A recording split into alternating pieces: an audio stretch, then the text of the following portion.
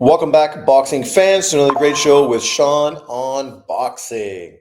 So I was just watching the three knockdown rule. If you aren't subscribed, you should definitely subscribe. Obviously, it's a great show. Today they had Dougie Fisher, obviously the main editor from Ring Magazine, in it. So it's always interesting listening to those old school dudes kick back. You may remember the Max on boxing thing that they used to have back in the day, which was really excellent at that time. They should bring something like that back. But obviously, Fisher, he knows his boxing, obviously, an encyclopedia, part of Ring Magazine. So it's always interesting to hear him actually talk about boxing and give us a little bit more perspective on Ring Magazine, what's going on with Ring Magazine, how they decide, who is where in their rankings and things of that nature. So if you didn't see it, go check it out. It's well worth watching. So today is midweek recap. We're going to be talking about obviously the fights we just had this weekend. Had a few days to absorb everything and sort of think about it. We'll talk about that and what we can expect moving forward. Some other news that obviously popped up during the week, talking about some other fights that have been actually announced as well. So stay tuned to that. We'll be back after this short break.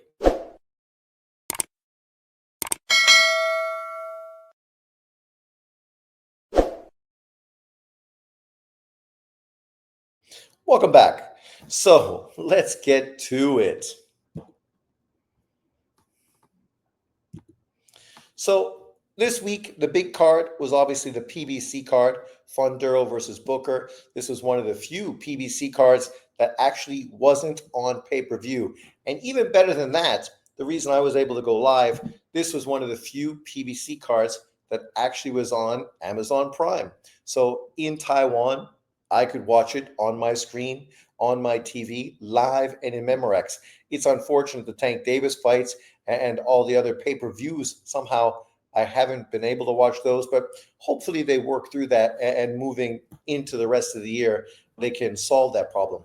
Then with obviously Prime and DAZN, I have almost the whole boxing world covered as far as watching live fights and paying for pay-per-views and obviously getting high quality, high definition boxing content.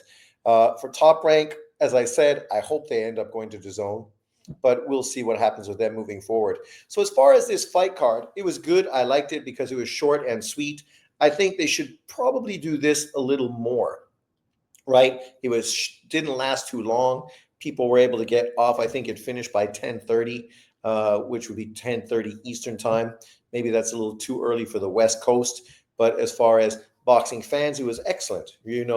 Obviously, you just had the Garcia Guasha fight, Ramos Jr. versus Salgado, even though Salgado pulled out, so we ended up getting a replacement opponent. And then, of course, Fundora versus Booker. Let's talk about these fights.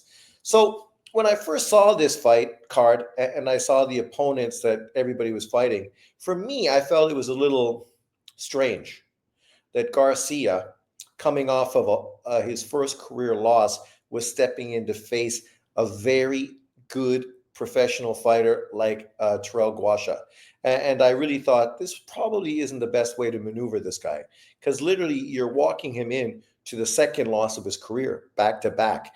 And as a 21-year-old, obviously that's going to be hard on his confidence. But more than that, it's going to hurt his resume, right? And potentially hurt him getting big fights moving forward. And being so young, I mean, you want somebody like him to stay busy, get great competition, and continue to build his resume and build his career moving forward. When you look at who Ramos was fighting and Fundora, both easy to predict opponents. Nobody was surprised or shocked by either performance. But with Garcia, you knew going in this was going to be the toughest fight on the card. It turned out to be exactly that. Garcia got dropped early by Terrell, who fought very well in the second half. Maybe he was fighting a little too sporadically in spots as opposed to consistently, meaning he may have been outworked on the judges' scorecards in the second half of the fight. I still felt that Terrell Guasha had won the fight probably by 2 or 3 rounds and was pretty clearly the winner. So when the scorecards came back, I was a little shocked and surprised that Guasha had been robbed on the cards. But at the same time, we were talking on the live that don't be surprised if this happens. Obviously, Garcia is the more named fighter. Terrell Guash is just a guy that PBC uses as an opponent, right? So, that's not the guy they wanted to push forward. The guy they wanted to push forward was obviously Garcia, who probably, stay tuned, is going to be the next opponent for Erislandy Lara's WBA middleweight title. So, when you think about the business of boxing, it's not a surprise that Garcia got the nod. But as far as a boxing fan and just being legitimate and fair, terrible. Terrible scorecard. Obviously, this is the second bad judge from a PBC card. Obviously, that Tank Davis fight was also a terrible scorecard as well. But this is part of boxing. So at this point, you're never really shocked or surprised when these kind of robberies happen. It's become so consistent throughout the sport now. All you can do is kind of shake your head and think, this is literally what hurts the sport of boxing. They should use the fans' scorecard as another sort of way to add to the whole scorecard overall. So you got 4 cards instead of 2 or 3, sorry, because the fans easily had him winning, I think, by 3 rounds in the image I saw. I think they had Guasha winning by 3 rounds, if I'm not mistaken. Obviously, it wouldn't be 3 rounds. It'd be 2 plus the knockdown. Then you had Ramos Jr. I feel Ramos Jr. is a little one-dimensional. He's not able to go through the gears. And ultimately, this is going to limit him moving forward in his career. I feel currently at the 154-pound division, he's a good fighter. Obviously, he's still young, but I feel he's probably not even one of the top 5 fighters currently at that weight class. I would love to see him against any of the other top 5 fighters or top 10 fighters in the division. Don't get me wrong. Great fights are great fights. But I feel he's just a one-dimensional fighter who fights in one gear and ultimately becomes very predictable. If you're able to last the first 3 or 4 rounds with him, then it's easy to potentially go farther in a fight with him because nothing changes, right? He did get the knockout in this particular fight, but it's not a shock. It's not a surprise. He wasn't in with a very good opponent. So he did exactly what he should have done. As far as Fundora, Booker, we know what Booker was. Booker is a stay busy opponent after being out of the ring for 1 year. Fundora, PBC, and Fundora's team wasted a whole fucking year of the kid's career, all hoping to do an Errol Spence pay-per-view, right? Hoping to get that big money. But in truth, they could have worked with Saudi Arabia, made a fucking Tim Tszyu fight or a Bud Crawford fight, got career high paydays, and consistently kept fighting this year and ultimately made more money in their careers. But this is what the PBC does. They're happy Fundora is a champion. They want to really move him the way they move most PBC champions, which is not against the most dangerous fighters available, not in unification fights. Like literally his promoter or manager came out and acted as if Bud Crawford ducked a fight with him, even though these were the same guys after beating Tim Tszyu had Errol Spence come in the ring and basically said Bud Crawford didn't have an opportunity to fight them. Right? So from day one, they showed you they weren't interested in the Bud Crawford fight. They wanted to fight Bud Crawford's fucking leftovers in a pay-per-view fight in Texas. I'm sort of happy that it didn't work out that way because this is kind of what karma fucking gives you. You try to fight this kind of style and you end up screwing yourself over financially and inevitably it hurts your career. Being inactive is not going to make you a better fighter. But in saying that, Fundora was very impressive, fought very well. Walking away from this fight, I'm more high on him than I was previously, right? I do think he's still obviously young, improving. I don't know how long he can stay at the 154-pound division, being as big as he is. But, there's a lot of great fights I'd love to see him in the division. I know currently he's being talked about fighting Xander Zayas, who is inevitably going to be his WBO mandatory. And that would be a great fight. On my live, a lot of people were really slagging off Xander Zayas. I think there was a real pro-Mexican contingent on my live because they were very pro-Fundora, very pro-David Benavidez, very anti Dmitry Bivol, in a sense, Turkey Al Sheikh, and very anti Xander Zayas. And as far as Xander Zayas is concerned, I mean, he's a young kid, 21 years old, right? And him getting a world title fight at that age is fucking great. You know, he's done what he needs to do to earn that fight. It would be a big fight at 154 pounds. And I don't know if he wins. It's a really compelling matchup. Obviously, Xander Zayas is a pretty tall fighter and pretty long as well. So a lot of the natural advantages Fundora has won't be as obvious against Xander Zayas. Xander Zayas, for his part, has shown that he tires out at the second half of fights. He's not the hardest of punchers. These things potentially could end to his demise against the Fundora, who I think really starts to improve in the second half of fights. But the key is we want to see the kid in bigger and better fights moving forward, right? But overall, this was a very satisfying PBC card. I was happy with the way it unfolded. I have no complaints at all, except, of course, for the robbery.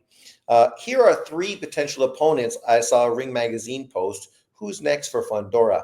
Well, we got to be honest, because honesty is the best policy. The reality is it's probably not fucking either one of these three fighters.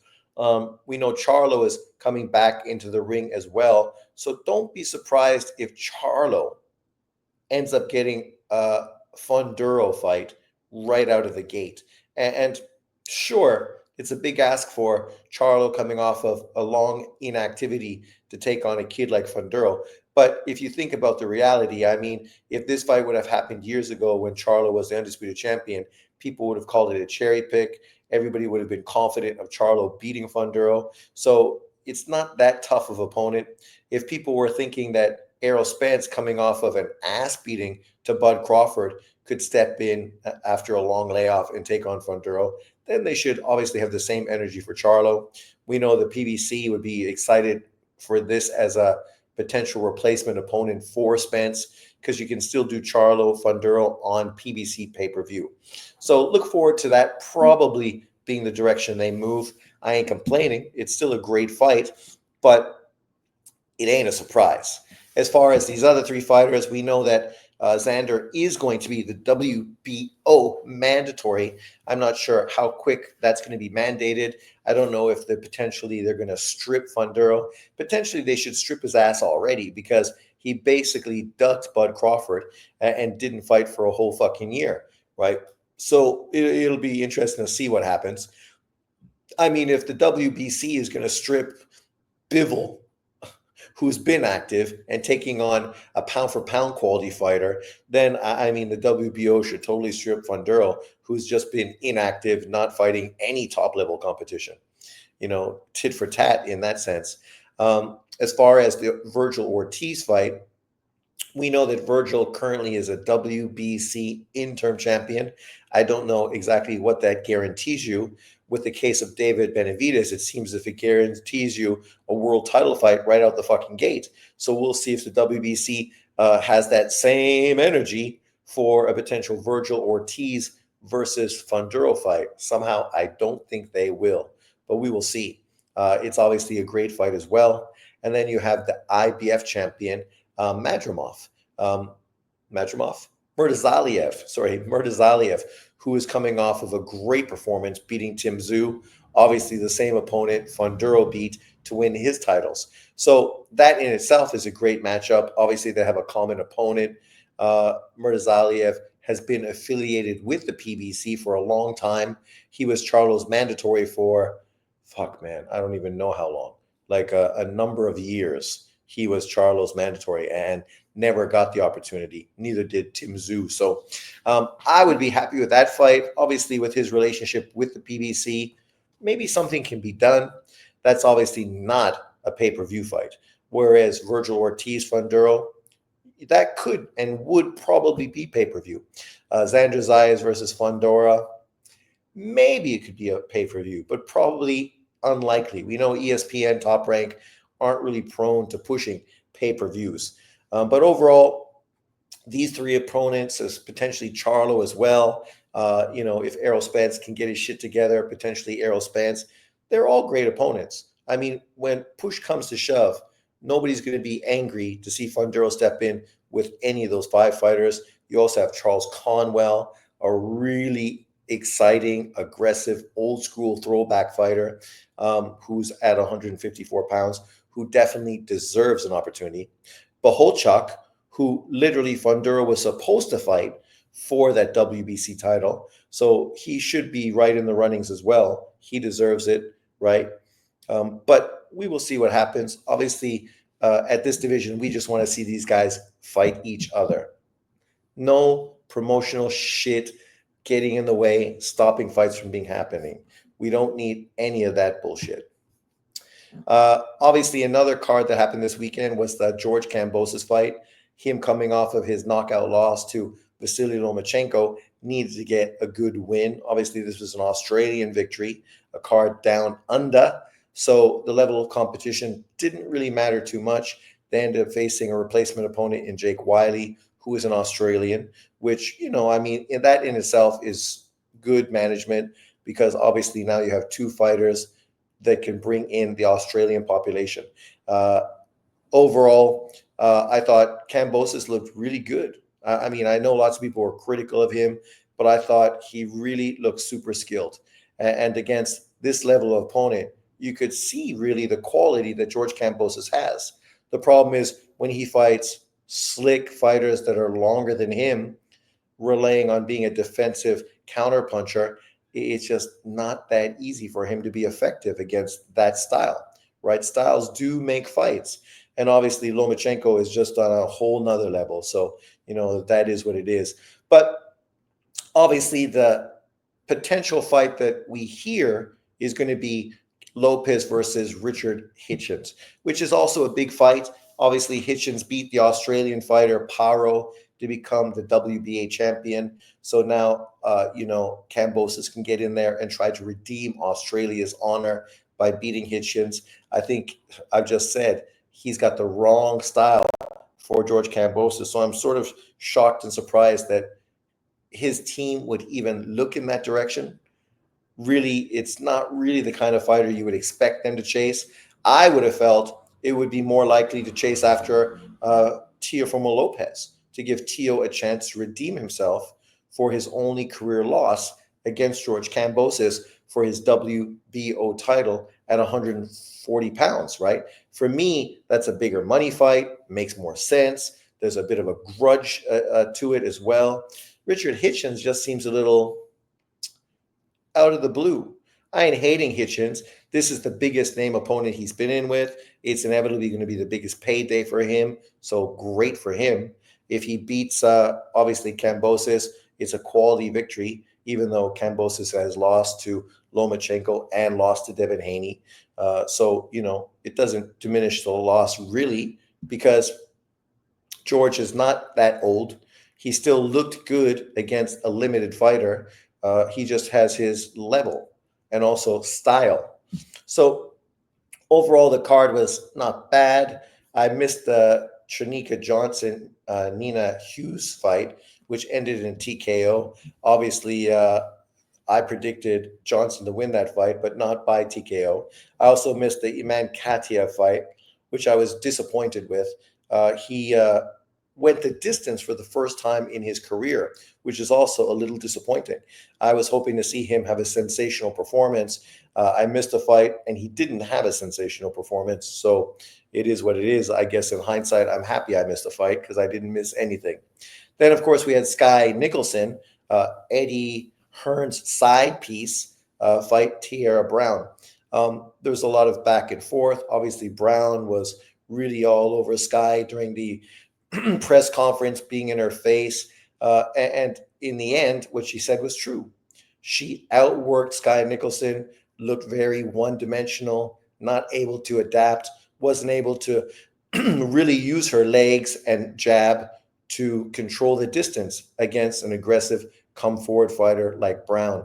I definitely think Sky has a lot of work to do if she truly wants to be what she says she is. For Tierra Brown, she's also a little one dimensional. She's an aggressive, come forward girl. She's obviously a little older.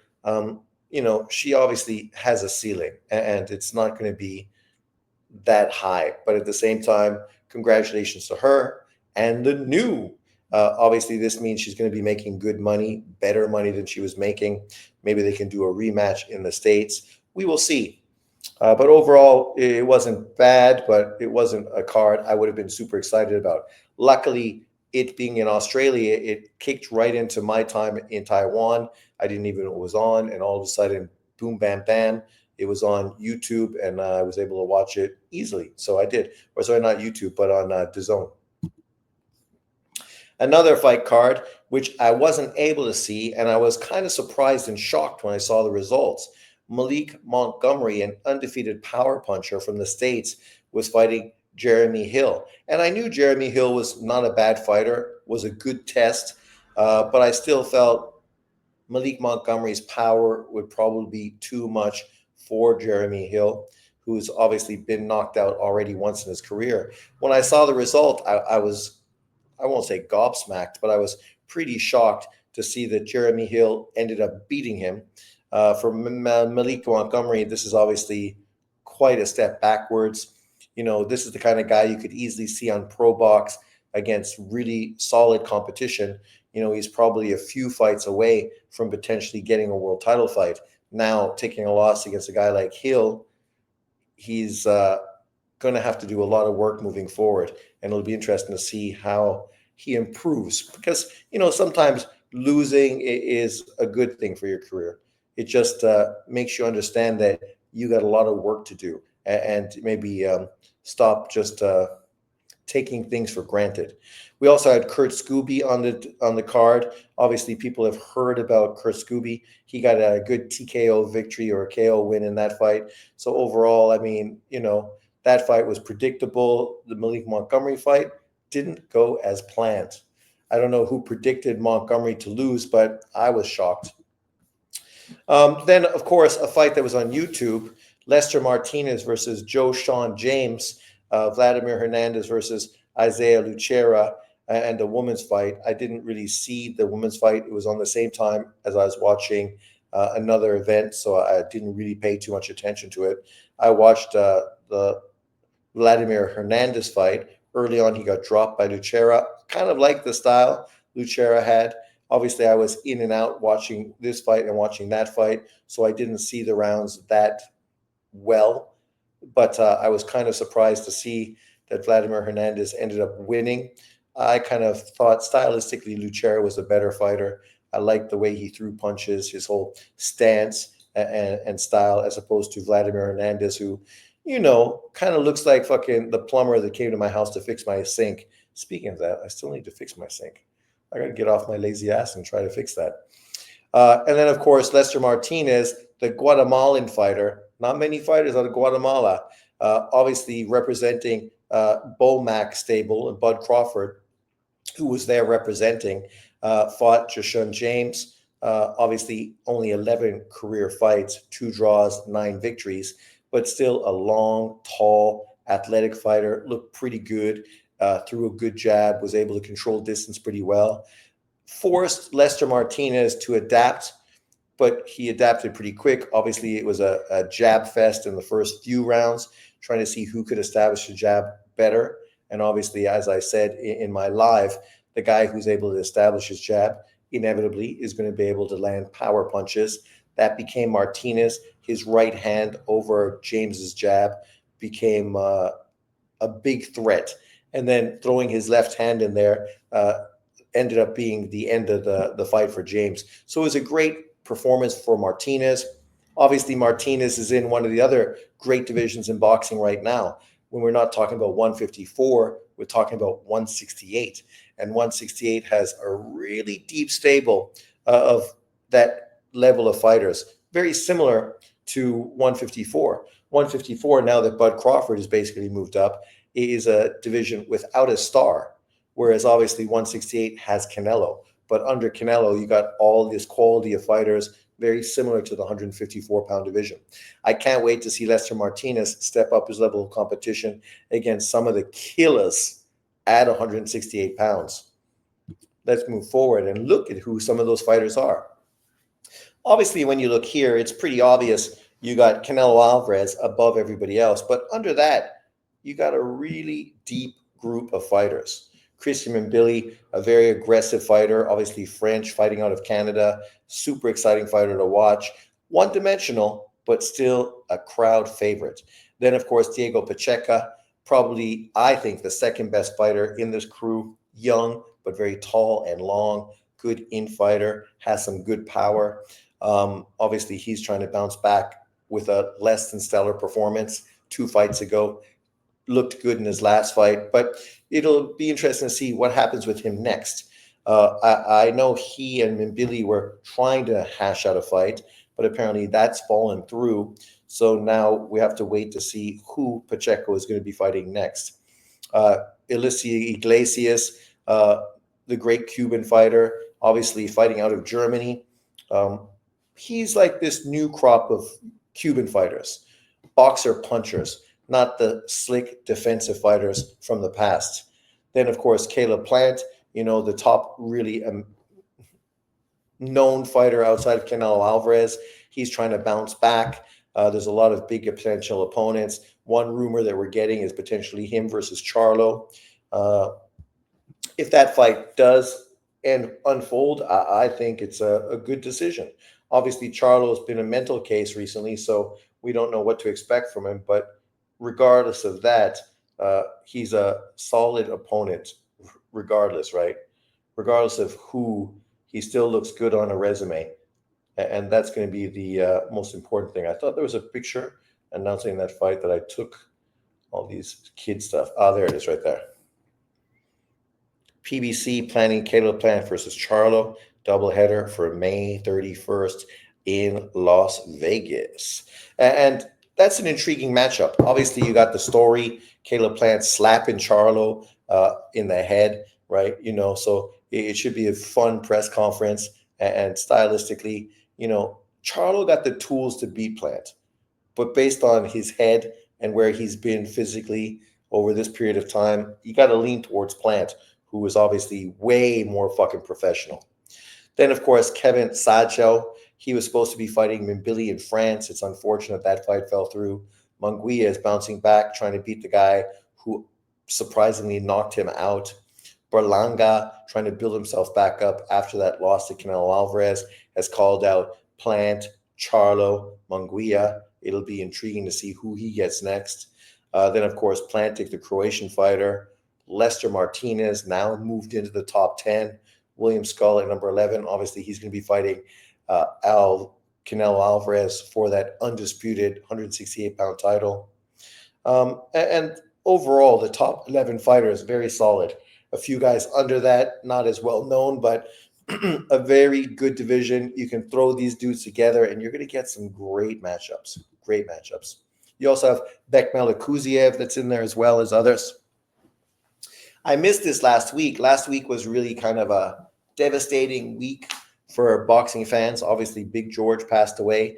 And then I heard that Livingston Bramble passed away. Obviously, Livingston Bramble, only 8 years older than me. I grew up watching him, ragamuffin coming out of nowhere from St. Kitts, I think. St. Vincent. Obviously, his big win was against Ray Mancini, Boom Boom Mancini. But let's see what they say here. Bramble, better known as Livingston Bramble, and one of the most underrated lightweights of the talent-laden 1980s, died Saturday at the age of 64. Perhaps most famous for his 2 victories over Ray Boom Boom Mancini in 1984-85. The hard-hitting Bramble was also on the wrong end of one of the biggest upsets in 1986. Even though, if you know fucking Edwin Rosario, I don't know how you could say it's a real upset, because I would say Edwin Rosario is a better fighter than fucking Ray Mancini every day of the week. Let me know in the comment section if you agree with me, but I would always rate fucking Rosario, the Puerto Rican fighter, over Mancini. The 2 round defeat against Rosario was so shocking. In fact, the ring opted to showcase the result over Donald Curry's stunning loss to Lloyd Hunnigan. Also, a terrible loss against another ragamuffin from Britain, Lloyd Hunnigan. I love Donald Curry. I was a huge Donald Curry fan. Obviously, he went over to the UK. I think that fight was in the UK. That's why I wasn't able to watch it live. I just saw the result the next day. And man, I was fucking shattered when I saw that he ended up getting stopped by this fucking unknown light skinned British fucking dude. Hunnigan on the cover of December's 1986 edition. That alone should highlight Bramble's quality and what a feat it was to beat him back then. I had that magazine, that Ring magazine.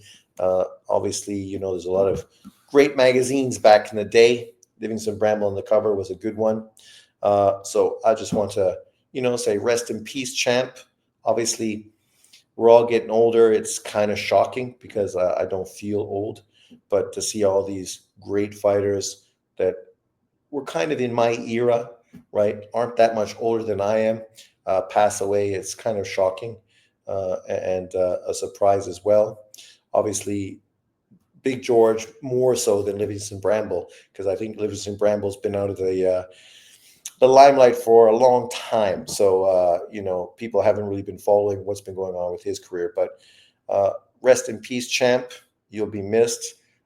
Hearing about your passing definitely makes me want to go to YouTube and watch those 2 Ray Mancini fights and that Edwin Rosario fight. And I definitely will see that today because it's only 2 rounds, but it's going to be explosive. Ed Rosario is a very good fighter.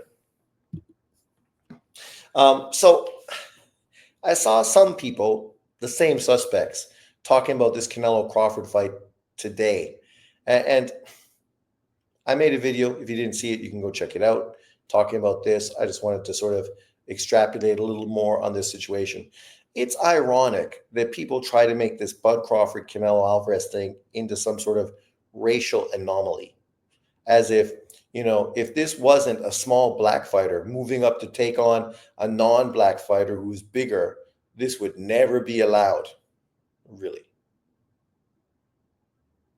really. Like, this is the kind of stupidity that fans try to jam down your throats all the time. We've seen this time and time and time again. And ironically, whenever it's the non-black fighter who is the favorite to win, they tend to get a lot of hate and criticism for taking on these fights. Yet when it's the black fighter that was the guy favored to win, people justified it and defended it as if it was legitimate, right? All I say is be consistent. These were no fights that I was asking for. I wasn't asking for fucking Golovkin versus Brook. I wasn't asking for Canelo versus Khan. I wasn't asking for Lomachenko versus Rigo. I wasn't asking for fucking Spence versus Mikey Garcia. I'm not asking for Canelo versus fucking Crawford. But if the fighters feel this is something they want to do, who am I to get in the way?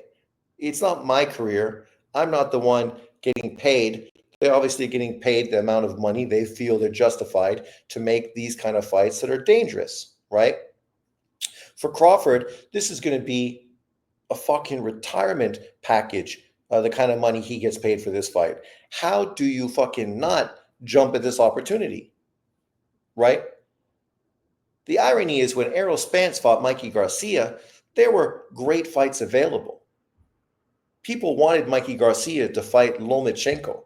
They did a face-off. That was the fight to make. That was going to be a historic lightweight matchup. One of the biggest historical lightweight matchups probably of all time.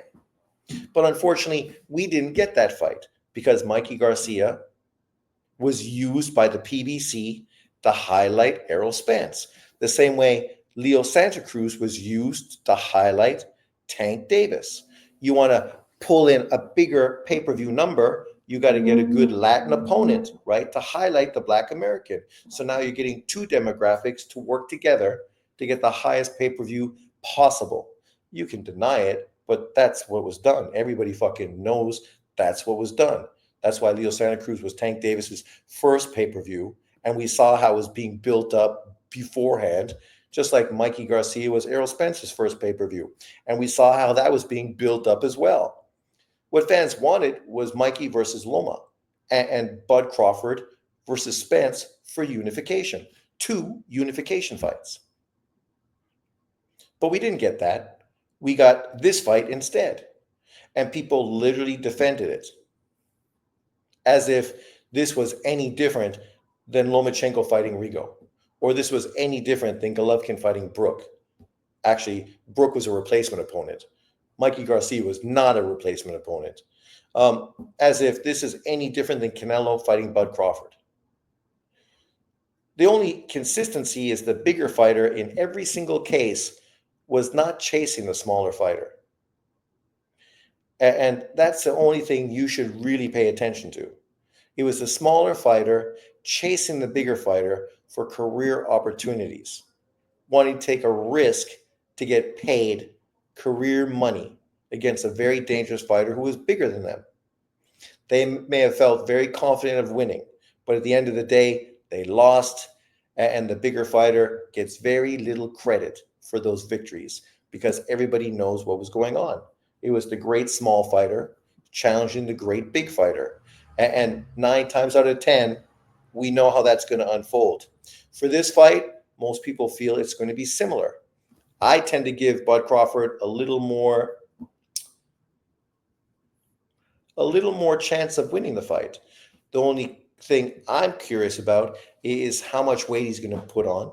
How's that going to affect his legs and his movement?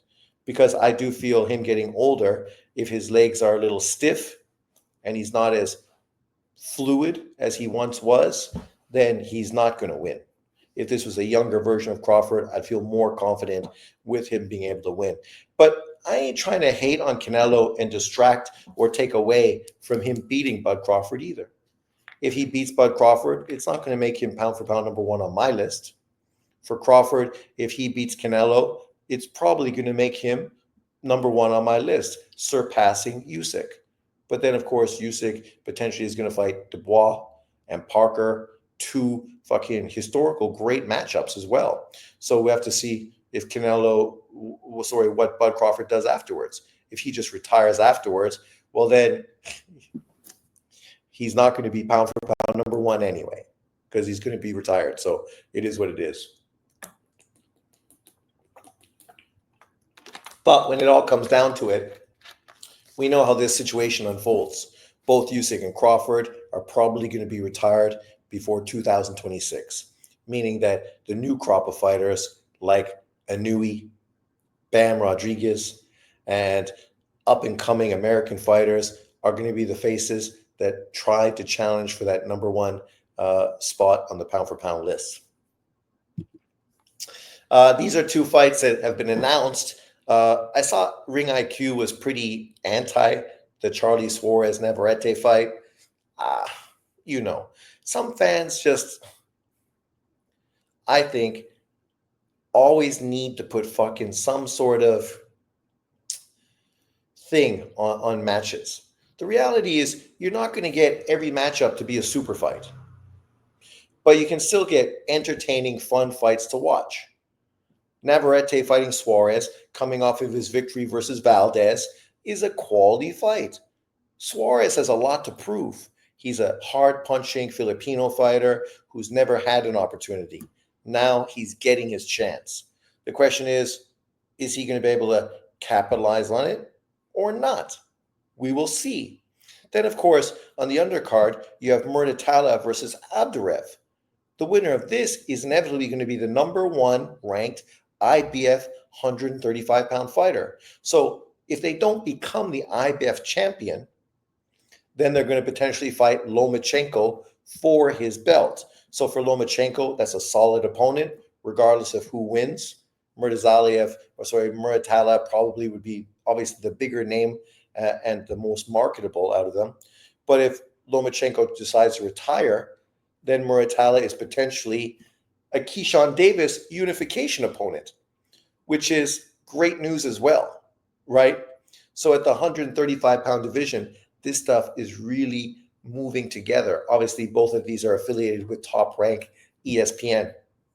And even having Giovanni Santiglia bounce back after his loss to what's his face for his WBO title. This is a great card, solid. And if you only have those three fights on it, like the PBC just did last week, I think that's great. Short, sweet, really good quality opponents, and tough standard of fights. I think it would be great.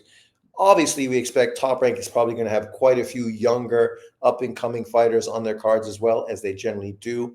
But you could obviously put that free on YouTube as prelim fights and not even attach it to the ESPN card and just keep it simple like this. Because Top Rank, one of the problems with ESPN is the way they manage boxing. They do a shit job, and they have fights go too late, also that they can have other sporting events on prior to that, meaning that boxing is always pushed back and always pushed into terrible time frames.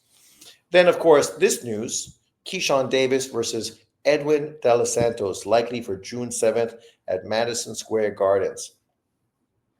Great fight. Great fight, right? Obviously, we'd heard that the PBC was going to be making Frank Martin versus Edwin De Los Santos. That seemed as if it was a guaranteed fight, but somehow that fell through. Now Keyshawn Davis is in the talking for making this fight. This is a great opponent. Keyshawn Davis just became a WBO world champion to go have his first title defense. Would it be his first title defense? Against Edwin De Los Santos. Great opponent. De Los Santos is long, dangerous. We saw him fight Shakur Stevenson. It was a terrible fight, hard to watch stylistically. But we know the reason it was hard to watch is because both fighters were tricky and hard to get at. Edwin De Los Santos couldn't open up on Shakur, and Shakur didn't feel comfortable opening up on Edwin De Los Santos. So it'll be really interesting to see how puncher Keyshawn Davis deals with De Los Santos. I think Keyshawn Davis is going to fucking knock this dude out inside 6 rounds. But it should be a very intriguing matchup. And obviously, if Keyshawn Davis does that, that's going to be a huge fucking statement. Because people are going to compare his performance to Shakur Stevenson's performance, even though they're obviously completely different styles, and we know styles make fights, but still fantastic. And then we could get Muratalla versus Keyshawn on Top Rank for unification.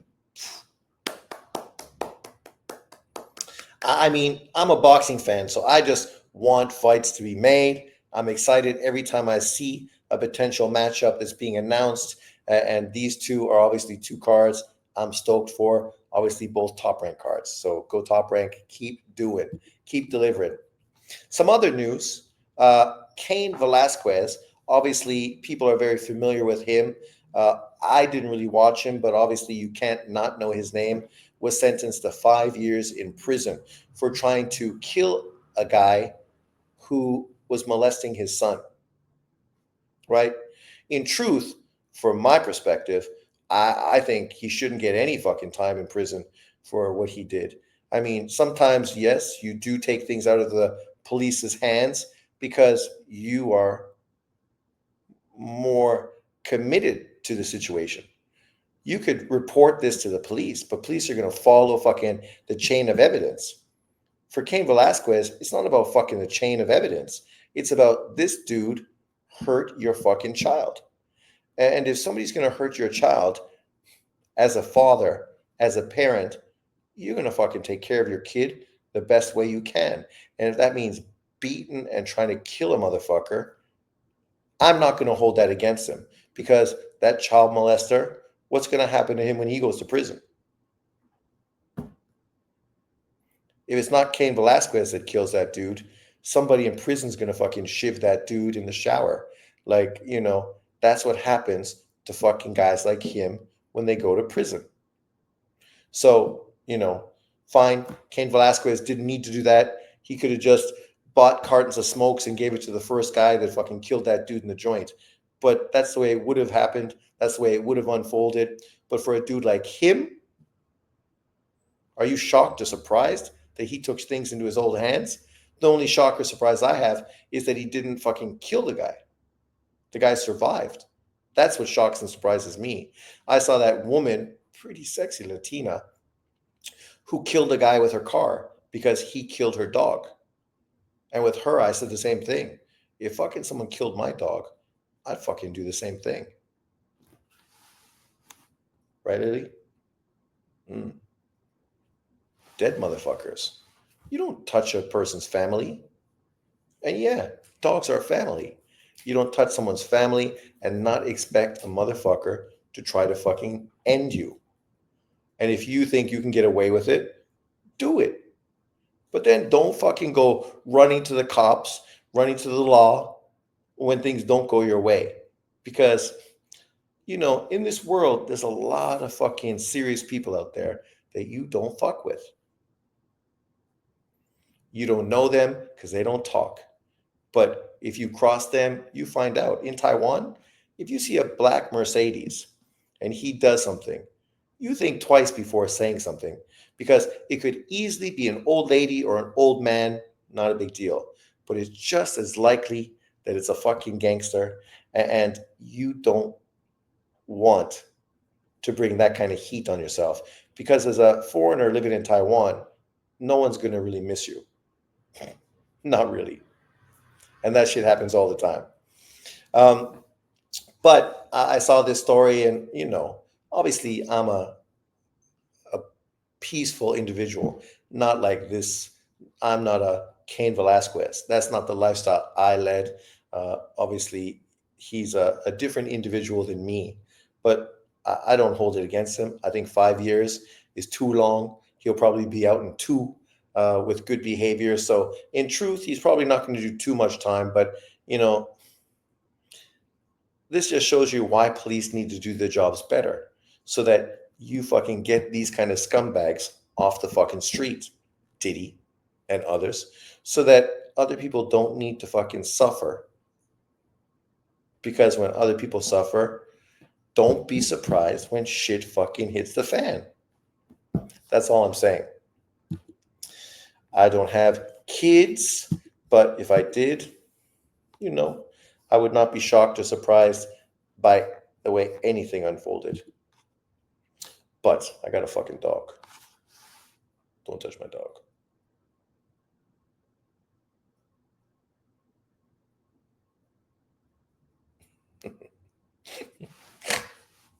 Nice look, Lily. You look so serious. What are you doing? Calm down. But thanks everyone for watching. Obviously, we're going to be doing more boxing this week. We're going to be breaking down this week's fights tomorrow. So jump in, make sure. I'm going to go live tomorrow if I can to do that. So stay tuned, and I will see you next time. Peace out, everyone. Have a good week.